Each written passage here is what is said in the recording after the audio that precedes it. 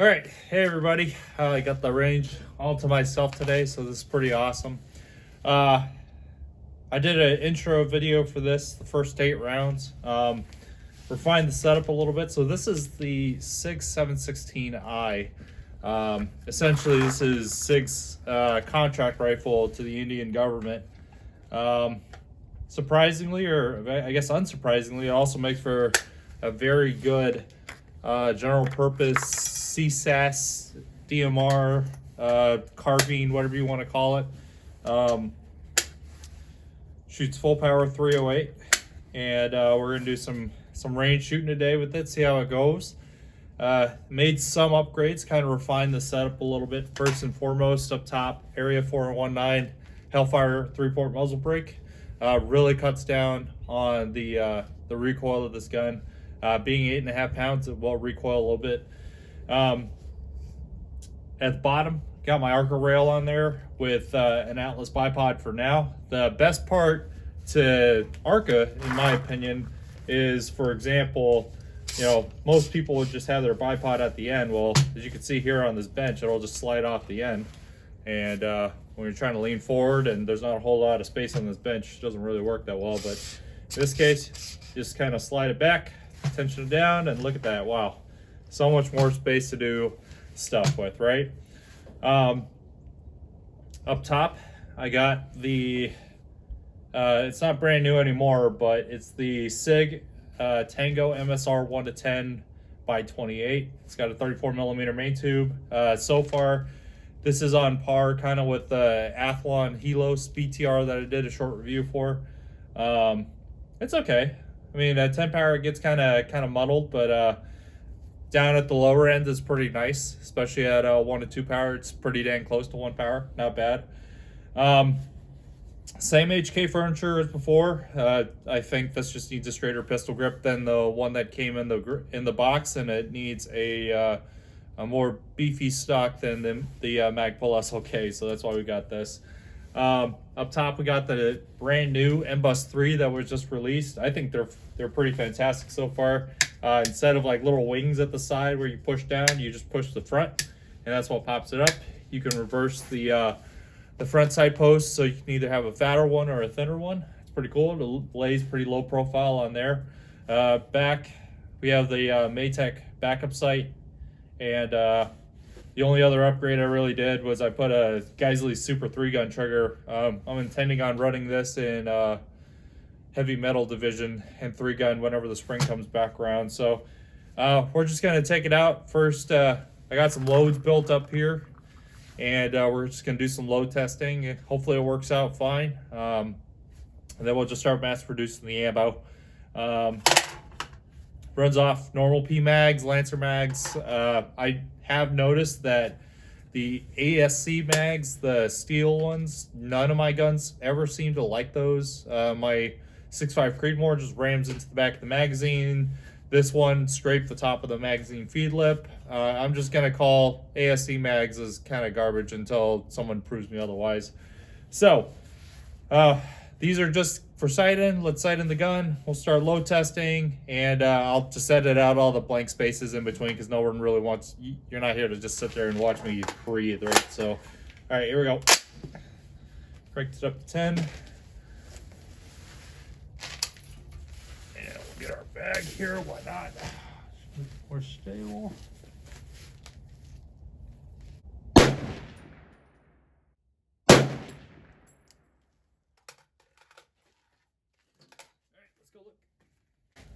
All right, well, that was fun. Only had just a little bit. So now we're doing 5 rounds of 1-68 grain Sierra Match King on top of 41.4 grains of Reloader 15. Should give us about 2,400-ish feet per second. So a little bit on the slower end, but we're gonna step it up from there once we know this can at least kind of get close to where we're going. So here we go.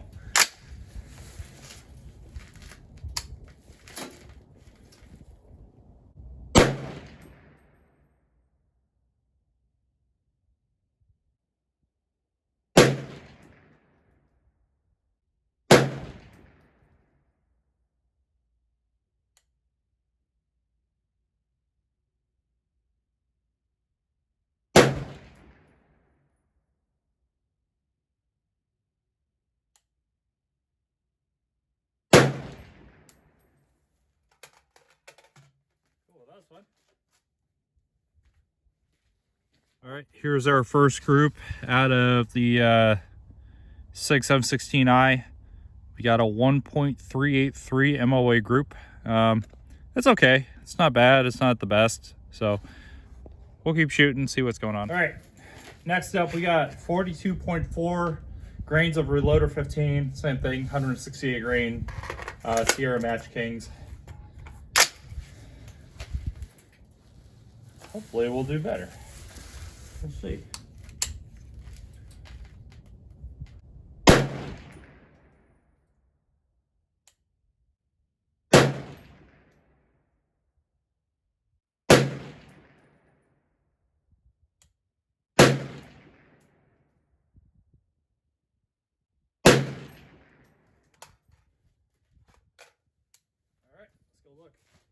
All right, getting slightly worse now. We're up to 2 MOA with this, so if anything, we're gonna go, if we had to go with one, we'd have to go back down. But we got 2 more loads to shoot, so let's see how well they do. All right, next up on the docket, we got 43 grains Reloader 15 on top of 168 Sierra Match King. All right, let's give this a try.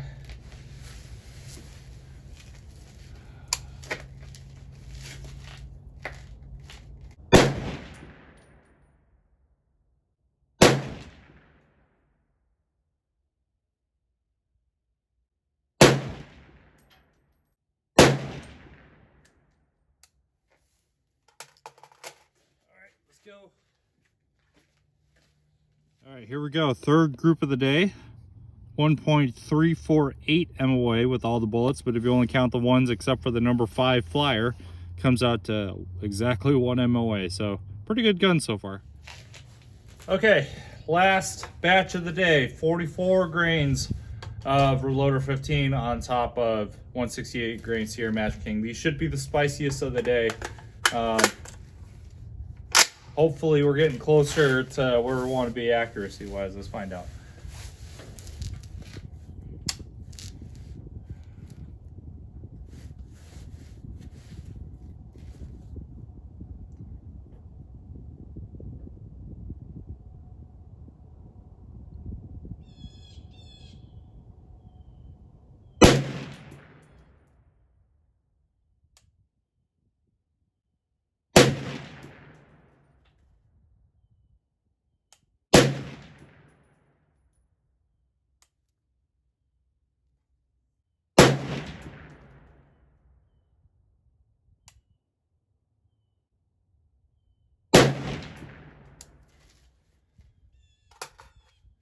Let's go look.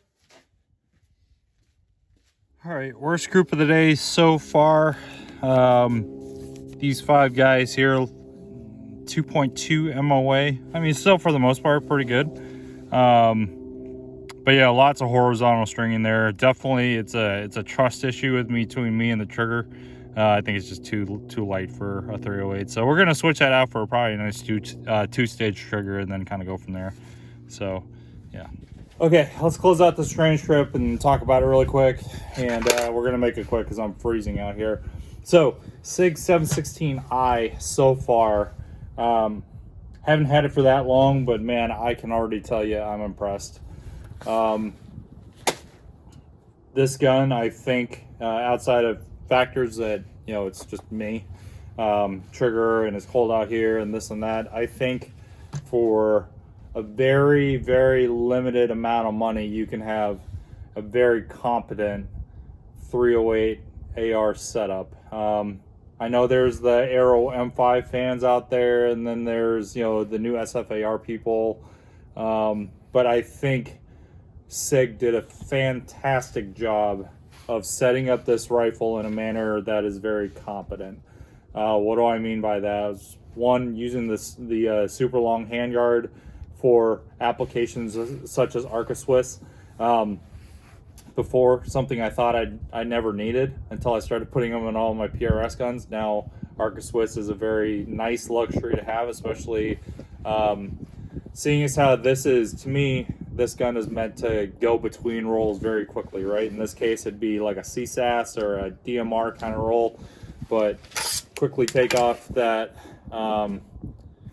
that bipod, and you just have a very competent kind of, I don't know if assaulter is the correct way of putting it, but a very competent kind of infantry setup, where you just have a handguard and you're just going for it. There's no dangly bits, and it keeps it still kind of slim at the bottom. You don't need additional rail covers, anything like that. You can mount PEX and lights and night vision and crap like that if you really choose to. But hey, that's the best part about this, is you can do whatever you want.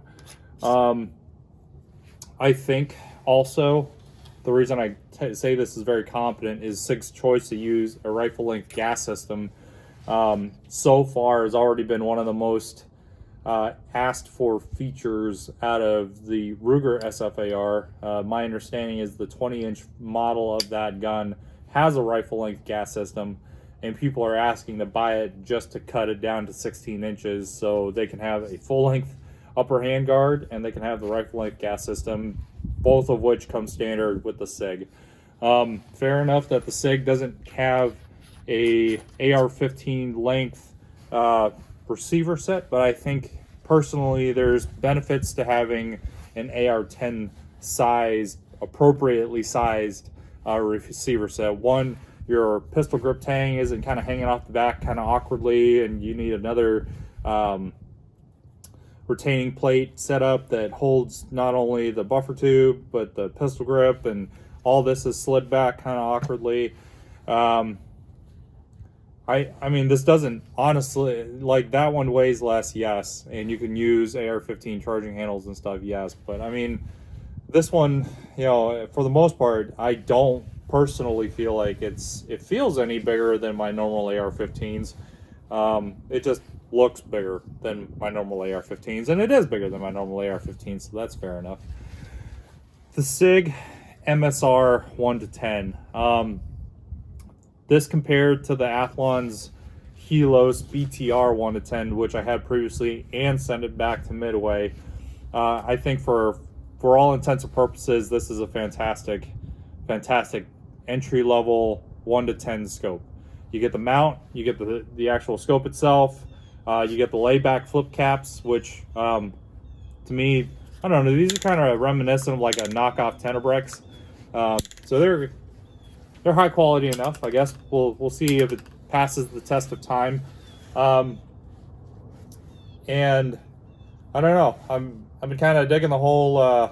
It's kind of nice that kind of SIG does their whole gun by itself. But there's certain things, of course, they can always do better. That's not saying that they can't, but I think the fact that the scope has a lot of features that people want. It comes with a mount out of the box, because I can't tell you, at least for 34 millimeter scopes such as this, how hard it is to go to your local Shields or Cabela's or Bass Pro or whatever and find a 34 millimeter one-piece mount that isn't like a hunting style setup that actually is competent.